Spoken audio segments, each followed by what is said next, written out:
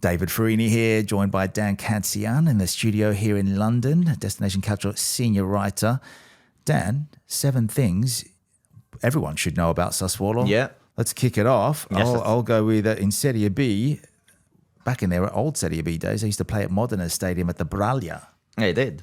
Yeah, and that's been a common theme because there's a point that we need to bring up about where they're playing now at the Mapei Stadium. Was never called that. It was called the Stadio del Tricolore. Stadio Città del Tricolore. It It used to be called Stadio Giglio originally on the Giglio as Reggiana, well, and yeah. then it was renamed Mapei, and then Reggiana reclaimed it, and they call it Città del Tricolore. And So I think it went to auction, didn't it? It was sold, went to auction again, and then Mapei's gone in and bought it. They own Sassuolo, technically, the Squinzi family. so effectively, Reggiana are paying a lease to play in their own what stadium. used to be their old stadium. In their own stadium, in their own city. But the significance of the stadium, they think it's theirs still. Yeah. Let's be honest. We've been to a couple of matches there in Reggio Emilia this season, and it is based in Reggio Emilia. Therefore, Reggiana attached to that city. Sassuolo's about a 40-minute drive away. It's a small, I don't want to say village, but it's a town. Yeah. And it's very prominent. And to get to where they are in Serie A, it's like a Cittadella going up and doing well. They were there for 10 years before they got relegated last season, and now they're back. So, yeah, that's the stadium situation there. Let's go to the next point. Why do they wear black and green? They're called the Nero Verdi. Yeah, they wear black and green because of Lancaster Rovers FC, who I believe are a non-league team in the minute. So back in 1921, they embarked on a tour of Italy as English teams were wont to do back then. Horse and cart. Yeah, well, they could not fulfill a fixture, and to display a sense of sort of gentlemanly, they didn't just want to leave in a hurry, and they left their own kits back as gift, and Sassuolo adopted them. If you look back, Italy is littered with such examples. Juventus famously wore pink, and then they turned to their famous black and white because of a Notts County fan. So, Sassuolo just picked their black and green colours from Lancaster. Yeah, and the people of Sassuolo love it. There's a famous Italian singer from Sassuolo called Neck, and he's actually put a song up. He brought a song out a few years back called Nero Verdi. Brilliant intro, nice, works its way in, cranks in, drums get in, these big guitars. It's on our Destination Calcio playlist, actually, on Spotify, so go and check that out if you haven't.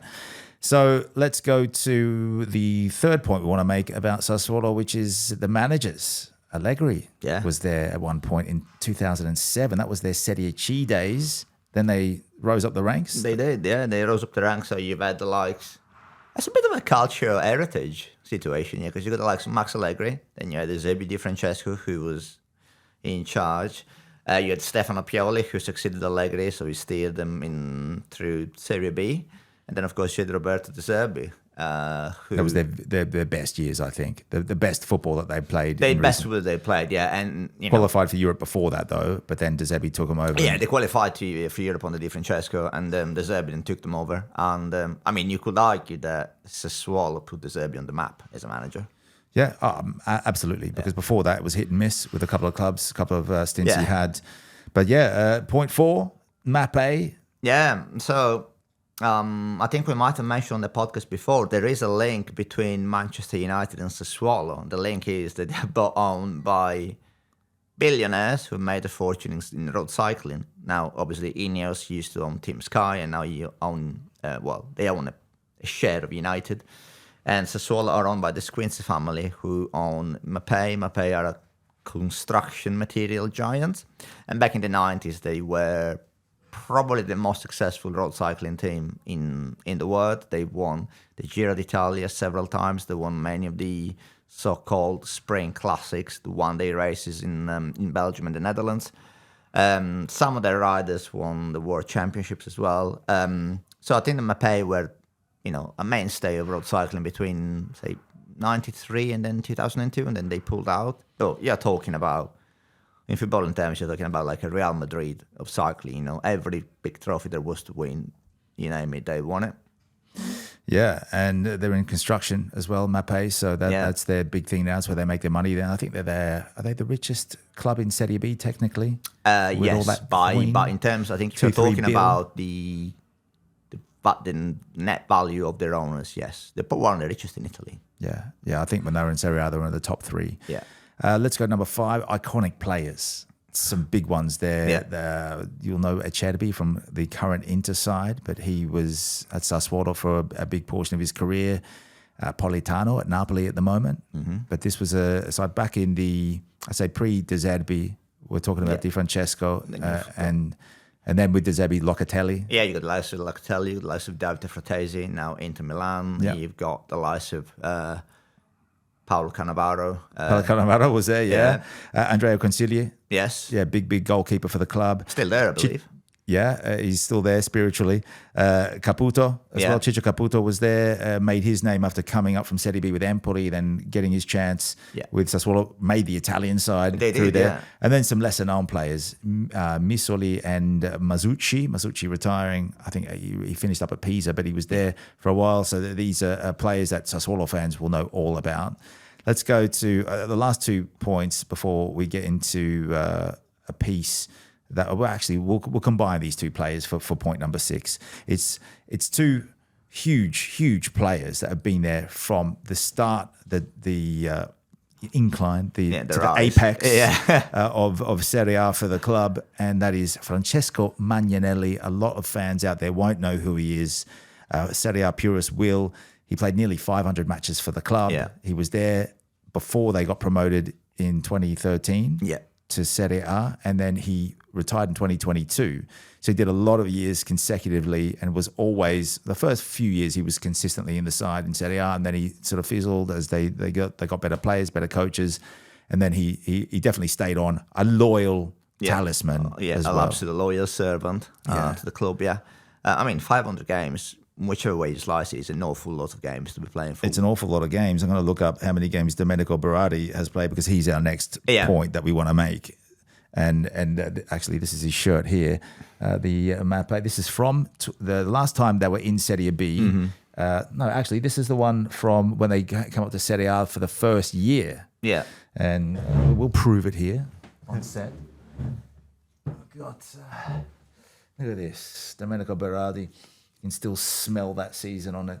And it's a bit weathered. The old Mappe is coming off. But it just shows he's been there from the get-go as well. Yeah. And he's still there. Yeah. And he's a big part of the reason why they're back up in Serie A next season. Yeah, I mean, I think that convincing him to stay in the summer was probably as big a coup as getting Fabio Grosso to manage them. You could make a case for Berardi to be the last. I know the Sassuolo obviously aren't on par with the likes of AC Milan and Napoli and Juventus and all the big clubs in Italy. But Berardi could have gone to any other club. He could have. It was linked with so many clubs. Yeah, and the fact that he stayed back is probably the last one-man club. Since Di Natale. Yeah. I mean, what other players? There's Totti, Di Natale. You'd think of Totti, Di Natale, Maldini, obviously. In more recent times, yeah. I guess Maldini qualifies but as well. I think it's becoming increasingly rare to see players sticking with the same club. And his. It is, especially when he won the Euros with Italy. He did, and we're talking about big money transfers that they could make a whole stack of money. He signed a 5-year contract a couple of years back. When they were in Serie A, he wasn't a part-time player for them. He was a big star for them. He's had good seasons there. At his best, 17 goals back in 2020, 2021, and that was the season that Italy won the Euros. That will earn you the interest of several clubs in Italy. Yeah. And abroad. And he plays on that right wing. He dabbles on the left, tries to curl it in. And we've seen him back amongst the goals this season in Serie B after a lengthy injury. Big part of the reason why Sassuolo went down was because he was unavailable for a lot of last season. He's come back in 24 games this season, 394 games at the moment for the club, and 147 career goals, 105 of those at Sassuolo.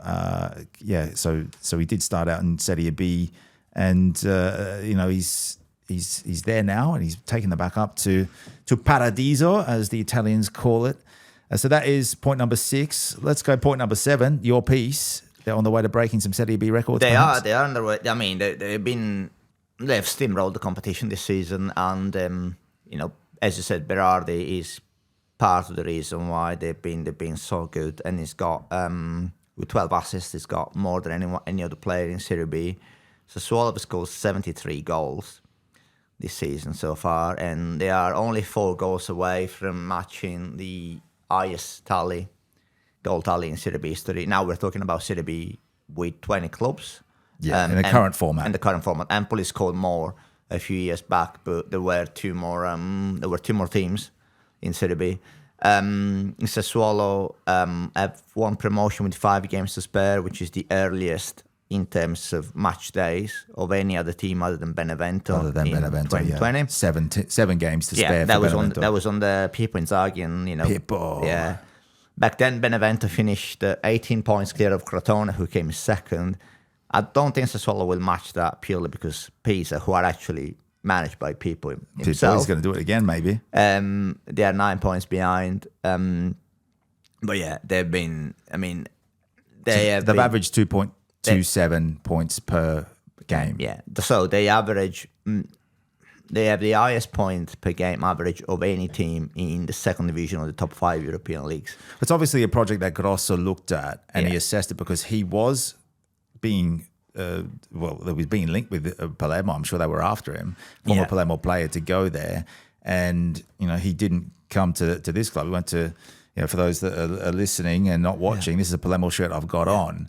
He went to Sassuolo and he's delivered. It is now, so it's won promotion the first time of asking with Frosinone, and now with Sassuolo. And I thought, to your point, it was interesting how they asked him what was the key behind this sort of like this promotion run success. Yeah, and he said, "Well, we are a stable club." Now you may think, well, it's obviously a stable club, but in Serie B they are not that common stable clubs. It's difficult. Yeah, we get a lot of shaky clubs in Serie B. We've seen, we saw Chievo Verona go bankrupt, and they made the playoffs that season. They went out, they just fizzled. Yeah. So that is all important. You look at the likes of Bari, made the playoffs and then almost went down last season. Yeah. So it's, Well, the sign of being a stable club is your players have to believe in the project. Yeah. And you've got another player that was linked with big moves, apart from Berardi in Serie A, was Armand Loriente, because he was being courted by Napoli when Spalletti was there.